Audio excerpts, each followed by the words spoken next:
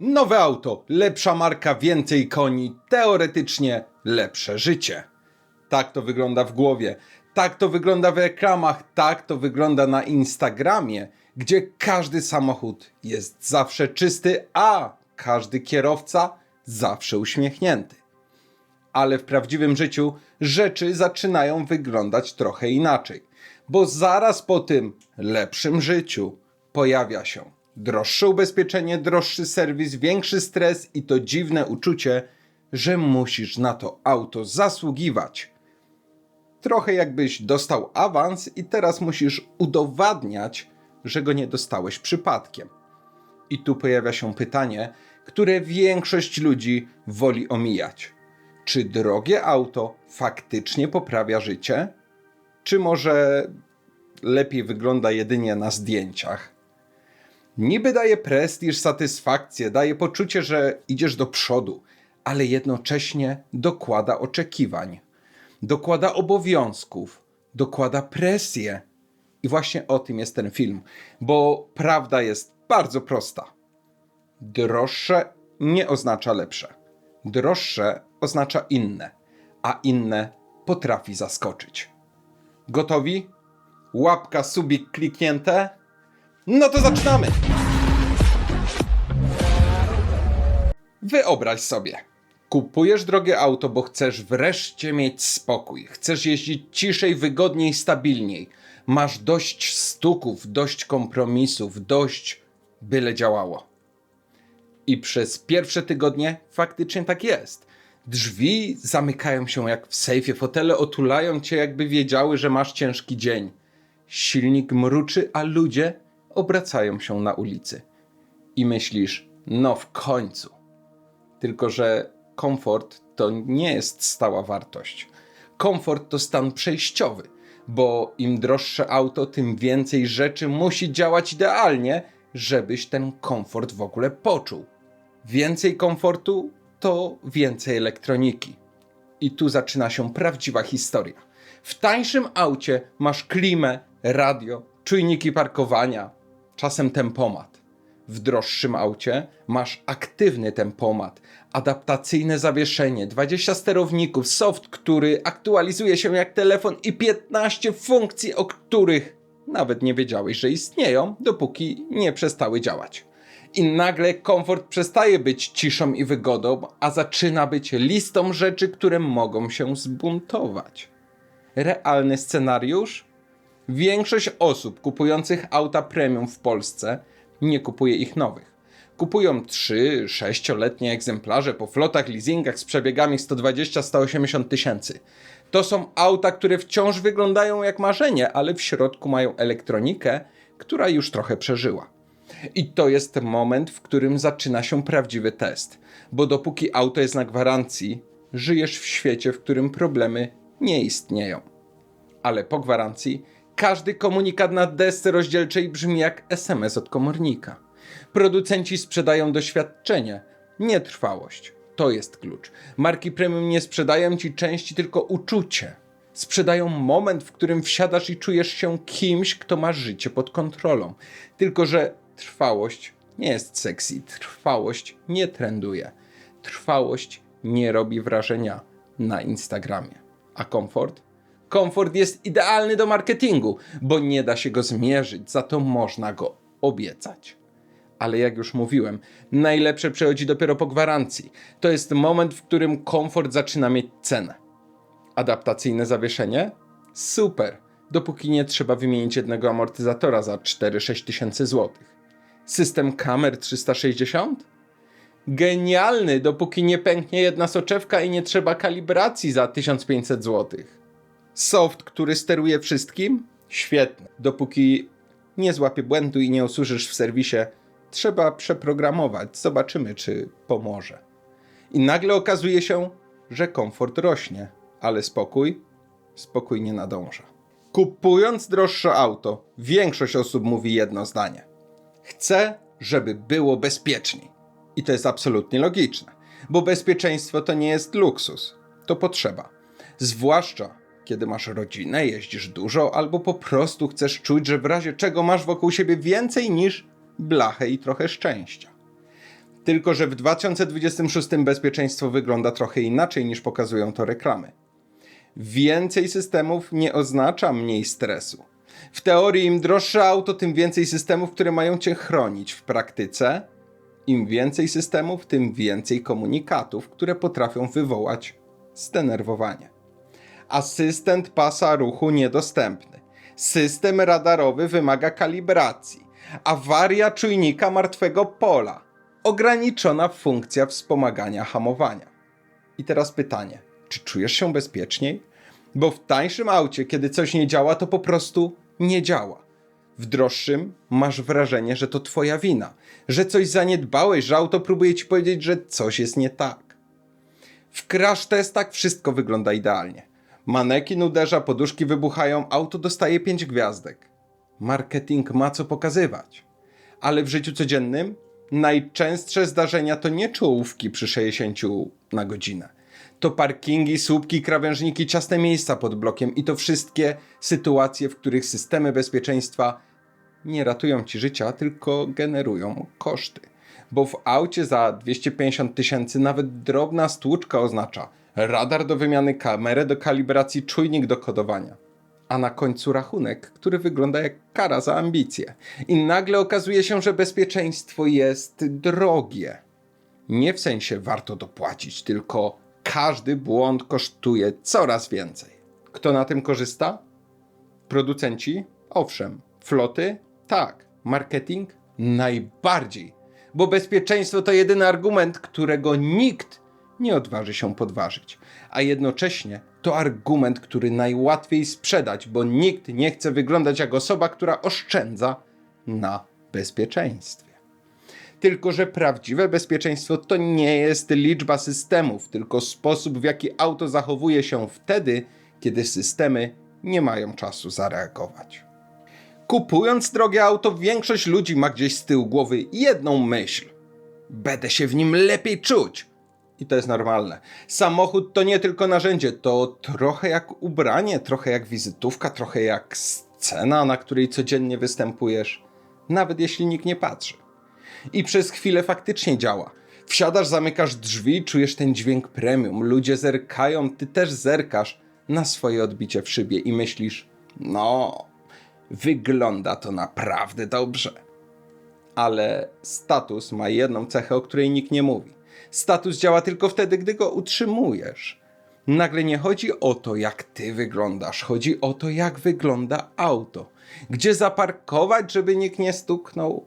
Czy ktoś nie otarł drzwiami? Czy felga nie złapała rantu? Czy lakier nie ma mikrorys? Czy opony są godne do tego auta? I zanim się zorientujesz, zaczynasz pilnować samochodu bardziej niż własnego samopoczucia. W tańszym aucie rysa to rysa, w droższym to osobista porażka. Status jest jak subskrypcja. Płacisz za niego nie tylko pieniędzmi, ale też uwagą, bo kiedy kupujesz auto za 200-300 tysięcy złotych, to nie kupujesz tylko samochodu. Kupujesz oczekiwania, że będziesz jeździć jak właściciel takiego auta, że będziesz dbać jak właściciel takiego auta, że będziesz wyglądać jak właściciel takiego auta. I nagle okazuje się, że to nie auto podnosi twoją pewność siebie. To ty musisz podnosić pewność siebie do poziomu swojego auta. Status działa tylko wtedy, gdy jest widoczny, a żeby był widoczny, musi być utrzymany. Dlatego droższe auto to nie jest jednorazowy zakup, to jest projekt. Projekt, który wymaga myjni premium, detailingu, opon premium, serwisu premium i tego dziwnego poczucia, że nie wypada oszczędzać. To nie jest hejt, to jest mechanizm, bo status nie jest o tym, co masz, status jest o tym, co musisz robić, żeby to mieć. W tym miejscu musimy coś wyjaśnić, bo jeśli myślisz, że problemem są drogie auta, to nie są. Drogie auta są świetne, dają frajdę, komfort, dają technologię, której tańsze modele nie mają. Problem jest gdzie indziej. Obiecują zmianę życia, a dają zmianę rachunków. I to jest moment, w którym wracamy do naszej metafory. Auto jest jak awans. Więcej prestiżu, ale i więcej oczekiwań. A teraz przechodzimy do jednego z najczęstszych argumentów. Kupuję droższe auto, bo chcę oszczędzić czas. No to zobaczymy, jak to wygląda w praktyce. Kupując droższe auto masz w głowie prosty obraz. Będziesz jeździć szybciej, sprawniej parkować, wygodniej podróżować. Auto ma ci ułatwić życie, a nie je komplikować. I przez chwilę faktycznie tak jest. Silnik mocniejszy, skrzynia płynniej zmienia biegi, wyprzedzanie staje się łatwiejsze. Masz wrażenie, że świat trochę zwolnił, a ty wreszcie możesz nad nim zapanować. Ale potem zaczyna się codzienność. Szybciej jeździsz, ale wolniej żyjesz. Bo droższe auto to nie tylko jazda, to cały ekosystem obowiązków, które pojawiają się w tle. Serwis. Dłuższy, droższy, bardziej skomplikowany. Procedury, bo premium nie naprawia się od ręki. Rezerwacje, bo terminy są jakie są. Auto zastępcze, które nigdy nie jest takie jak twój. I ten strach przed parkowaniem w centrum miast jak Katowice, Kraków czy Warszawa. W tańszym aucie parkujesz tam, gdzie jest miejsce, w droższym tam, gdzie jest bezpiecznie. A to nie zawsze jest to samo miejsce. W tańszym aucie otarcie trudno, wgniotka naprawi się kiedyś. Rysa, no cóż, życie. W droższym aucie otarcie muszę to zrobić natychmiast. Wgniotka nie mogę tak jeździć. Rysa to wygląda bardzo źle. I nagle okazuje się, że droższe auto nie oszczędza czasu. Ono zabiera czas tylko w nieco inny sposób. Nie na drodze, w głowie. Oszczędność czasu to marketing, nie matematyka. Producenci sprzedają ci wizję. Kup lepsze auto, będziesz szybciej załatwiać sprawy. Ale w realnym życiu korki są takie same, parkingi są takie same, przepisy są takie same, a twoje obowiązki większe. Bo im droższe auto, tym więcej czasu spędzasz dbając o to, żeby wyglądało jak drogie auto. A teraz najcichszy, ale najsilniejszy argument. Kupiłem droższe auto, bo należało mi się, bo ciężko pracuję, bo w końcu mogę. I wiesz co? Masz rację. Każdy z nas chce czasem poczuć, że ta cała charuwa ma sens, że coś z niej wynika, że nie żyjemy tylko od poniedziałku do piątku. I dlatego drogie auto działa jak nagroda, przynajmniej na początku. Pierwsze tygodnie to euforia, wsiadasz i czujesz, że to jest twoje, że to jest dowód, że idziesz do przodu. Że w końcu masz coś, co jeszcze niedawno było dla innych. Ale nagroda ma jedną wadę. Łatwo zamienia się w poziom, który trzeba utrzymać. I nagle zaczynasz myśleć nie o tym, jak ciężko pracowałeś, tylko o tym, czy dasz radę utrzymać to tempo. Bo drogie auto nie znika z głowy po zamknięciu drzwi. Ono siedzi tam cały czas. Muszę uważać, żeby nic się nie stało. Muszę odkładać na serwis. Muszę utrzymać ratę. Muszę wyglądać jak ktoś, kto jeździ takim autem. I zanim się obejrzysz, nagroda zaczyna cię pilnować. W teorii droższe auto ma cię motywować. Masz pracować więcej, lepiej, ambitniej. W praktyce często działa odwrotnie. Zamiast motywacji pojawia się napięcie, nie takie, które cię napędza, takie, które cię męczy, bo nagroda działa tylko wtedy, kiedy nie musisz jej bronić co miesiąc. No ale dobra, teraz odkładamy emocje na bok i robimy coś, czego większość ludzi unika. Proste, spokojne, ale bardzo niewygodne liczby, bo decyzje o drogich autach rzadko są logiczne, są emocjonalne. I to jest okej, dopóki emocje nie udają matematyki. Więc zróbmy sobie to uczciwie. 2 auta, ten sam kierowca. Załóżmy 2 realne wybory z polskiego rynku 2026. Auto A za 120 tysięcy i auto B za 240 tysięcy. Ten sam przebieg roczny, powiedzmy 15-20 tysięcy. Ten sam styl jazdy, ten sam kierowca, te same potrzeby. Różnica? Tylko cena zakupu i wszystko, co za nią idzie. Rata plus ubezpieczenie plus serwis plus utrata wartości. Nie będziemy liczyć na złotówkę, bo to nie Excel. To ma być obraz, który zostaje w głowie. Rata przy typowych warunkach różnica między 120 a 240 tysięcy złotych to około 600-900 złotych miesięcznie. Ubezpieczenie? Auto za 120 tysięcy to 2-3 tysiące rocznie. Auto za 240 tysięcy to 4-6 tysięcy rocznie. Różnica miesięczna? 150-250 zł. Serwis i eksploatacja? W tańszym aucie 1500-2,5 tysiąca rocznie, w droższym 3,5 do 7 tysięcy. Różnica miesięczna? 150-300 zł. Łącznie 800-1500 zł różnicy miesięcznie i teraz najważniejsze. To nie jest bankructwo, to nie jest nie stać cię, to nie jest dramat, to nie jest stałe napięcie. Napięcie, które nie krzyczy, nie wali po kieszeni jednego dnia, nie robi dramatu. Ono po prostu jest cicho, codziennie w tle. I to właśnie to napięcie sprawia, że droższe auto nie zawsze daje lepsze życie. Czasem daje jedynie droższe życie. Dlaczego to działa tak mocno? Bo te 800-1500 zł miesięcznie to nie jest koszt auta, to jest koszt spokoju, decyzji, wolności i tego, czy auto siedzi ci w głowie. Bo jeśli musisz o nim myśleć codziennie, to nie jest upgrade, to jest obowiązek.